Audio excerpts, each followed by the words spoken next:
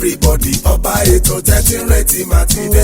Akínbọ̀bóyè Olúfẹ́mi MC Bobby ó tún ti dórí afẹ́fẹ́ o. Ó ti dé. Ó jìgìjìgì ó rọ̀ kó máa rò lẹ́tọ̀ yìí o. Alright now. Sọ̀làdó ládọ́rẹ́ sọ fami rẹ̀ dùn. Kó máa roll everywhere. Kó máa rò lẹ́tọ̀ yìí o. Akínbọ̀bóyè Olúfẹ́mi ti dé. Kó máa rò lẹ́tọ̀ yìí o. MC Bobby ti wá. Kó máa rò lẹ́tọ̀ yìí o. Àwọn ìṣẹ̀lẹ̀ gbàǹkangbì tó ń ṣẹlẹ̀ láwùjọ wa. Tó fi mọ́ entertainment news.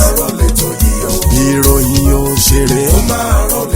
Abala àlejò náà gbẹ̀yìn. Guest of the week. Advertisement segment ń bẹ níbẹ̀ o.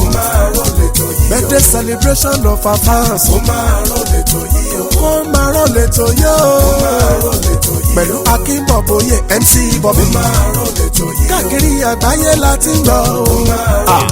Èmi aláwàdà mo fọwọ́ sí o.